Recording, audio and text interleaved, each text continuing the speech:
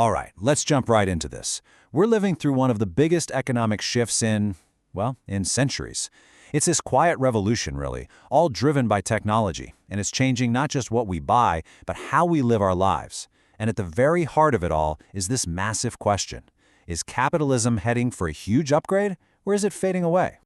So, here's how we're going to break it down. First, we'll look at that big cultural change from owning stuff to just accessing it. Then we'll define the engine behind all this, near zero marginal cost. We'll see it in action with the sharing economy, and then we'll get into the big debate. What does this all mean for the future of capitalism? Okay, so before we get into all the economic theory, let's start with a change that you've probably already felt in your own life. It's a huge shift in our relationship with pretty much everything. No, really, think about it for a second. For most of modern history, success was kind of measured by what you owned, right? The house, the car, a massive shelf of books or records. But that's changing, and it's changing fast. The whole idea of ownership is being replaced by something more fluid, more shared. You know, the 20th century dream was all about piling up physical things. It was a tangible way to show you'd made it. But now, in the 21st century, the focus is all on access. I mean, why own a car when you can just call one from an app? Why buy a CD when you can stream basically every song ever made? We're moving from a culture built on mine to one that's all about ours, and just being able to use things when we need them. So what's the powerful economic force that's driving this massive shift? It all comes down to a concept that economists have known about forever, but the technology is just put on rocket fuel. It's called zero marginal cost. Marginal cost sounds a little academic, I know, but the idea is actually super simple. It's just the price of making one more of something. Not the total cost to invent it, but just the cost of that very next copy. So for a car factory, the marginal cost of one more car is real money. It's steel, labor, electricity. But in the digital world, oh boy, things get weird. There's this classic saying from the pharma world that just nails it. Developing a new drug can cost a fortune in research. That's your massive upfront cost. But once you've done that, the cost to actually manufacture one more little pill is tiny. And what's happening now is that technology is applying that exact same logic to almost everything. And you see this two-step pattern everywhere in the digital world. Think about your favorite streaming show or a piece of software you use. The first copy, the original creation, cost millions. But the cost for them to stream it to you, one more person, is practically zero. The cost of an extra download is so small it doesn't even matter. This is the wild economic paradox of near zero marginal cost, and it's right at the heart of this new world. Okay, so that's the theory. But what does it actually look like in the real world? Well, it's created a whole new kind of economy that you probably use every single day. The sharing economy. Take transportation. Instead of everyone owning a car that just sits in the driveway 95% of the time, platforms like Uber and Lyft figured out how to unlock the value of all those unused cars. They didn't build a new fleet, they just built a smart network that made it incredibly efficient to access the ones already out there. And Airbnb did the exact same thing for places to stay. They realized there were millions of spare rooms just sitting empty every night.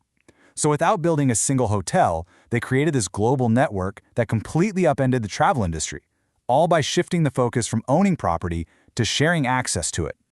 This model is popping up everywhere, from how we work in co-working spaces to how we get things done with tool-sharing platforms. It's all about being massively efficient with our resources, instead of everyone needing to own their own of everything. It's even transforming industries like fashion with services like Rent the Runway and education. Think about it. Massive open online courses, or MOOCs, give millions of people access to university-level classes for a near zero marginal cost for each new student. It's incredible. So look, these examples aren't just shaking up a few industries. They're sparking a much, much bigger conversation. When goods and services start becoming almost free, and when access beats ownership, what on earth does that mean for capitalism itself? Is this its final chapter, or is it its most powerful evolution yet? And there are two totally different ways of looking at this. On one side, you have thinkers like Jeremy Rifkin who argue that we're seeing the rise of a collaborative commons that will eventually just eclipse capitalism. But on the other side, you've got plenty of people arguing this isn't the end of capitalism at all. It's just capitalism becoming faster, smarter, and more efficient than ever. Rifkin's big idea is that we're moving away from a system based on buying and selling in a marketplace to one that's built on sharing and collaborating. In this collaborative commons, your social reputation and what you contribute to the community, that becomes the new currency. When stuff is abundant and almost free, shareable value becomes way more important than exchange value. It's like a complete rewiring of our economic operating system. But the other argument is just as strong. It says that platforms like Uber and Airbnb aren't anti-capitalist at all. They're hyper-capitalist. They just use technology to strip out all the inefficiency from the market, connecting buyers and sellers directly. Now, of course, this has raised huge criticisms about its impact on things like labor rights, but the core idea is that the market itself is just becoming radically more effective. So, is it the twilight of capitalism or a new dawn? You know, whichever it is, we're clearly walking into a new era, one that's defined by collaboration and access. But what does that really mean for our future, for us? Here's really the heart of it. For most of human history, economics was basically the study of scarcity, of not having enough.